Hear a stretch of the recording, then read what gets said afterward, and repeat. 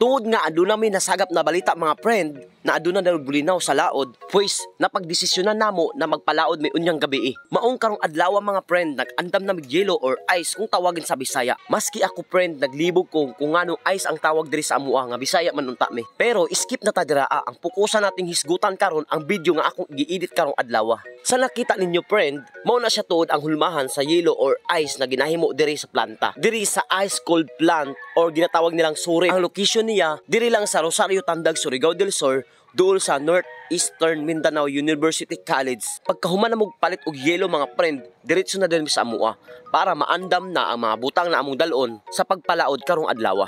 Ug sa karon mga friend, di anami karon sa pantalan or tugbungan kung tawagin sa amua. Mintras wala pay oras mga friend, iandam na nato ang mga kagamitan. Duha tuod kapambot ang among dalon karon sa laod mga friend, ang isa liner, ang isa basnig na maoy didto mi magsakay para sa pagpanguha og mga isda. Ug sa karon mga oras sa mga friend, palarga namin, nakita naman ninyo na nagsakay na magpambot dira. Padulong tuod mi sa dako nga pambot mga friend. Tungod sa kondisyon kayo si Ukloy karong adlaw, dali-dali daw niya gipanghakot ang butang ug i-transfer niya sa dako nga pambot. Ug sa walay pagdugay-dugay mga friend, gipaandar na daw ni James Harden ang makina para makalarga nami. Palawon!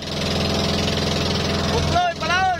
Og sa tumang kalipay pud nako dira mga friend, first time nako makauban kung ingon ani na pagpanagat nga manguhag bulinaw sa laod nga magkabuntag. Sumintras naa nami sa area, ako diri pa video na lang ko diri mga friend. Og sa karon mga friend, gipaandar na ang generator. Ang purpose ani para natay suga og landag kayo atong panlantaw. Tungod kay dili man kaabot ang extension wire gikan dito sa baybay hanto diri aak, mao nang mag-generator na lang ta. Og sa karong mga oras sa mga friend, ang ako mga kauban diri tulog na. Sa tinud-anay lang, grabe kabanha diring dapita, pero sila anad na. First time man gud nako makauban ingani na panagat mga friend mo nang ako wala gyud ko matulog, ako yung giobserbahan, ako yung gustong masaksihan kung unsaon paglatag sa baling ug unsaon pag-operate para makuha ang mga bulinaw. Ug labaw sa tanan, syempre for the content na pod, vlogger man lagi ta kunuhay na dili sikat, unsaon ta man minsulod man ko aning butanga, so ako ning tapuson. Kining video ay pagkahasol ra ba mag-edit, pagkakapoy unya wala pay ganahan mangita sa atong vlog mga friend.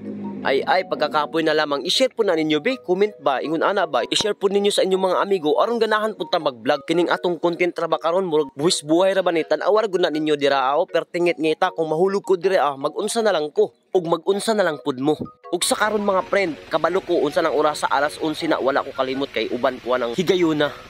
Nya sakpan lagi, haul-haul tul na nga isda mga friend, wala gyud na mo masakpan ang bulinaw kay tungod gagmay pa gyud sila. Apan min labay ang pila ka oras mga friend, kadlaw naman di ay. Maunang batsin na dawin mi aron makarelax pa mi sa amuang balay. Kaluy-an gihapon mi mga friend, nakakuha lang in taon mig isa ka box og tunga dihang dapita. Ug diri alang tama nang akong vlog mga friend, hinaut pa unta nag-enjoy mo. Ayaw untag kalimot og share.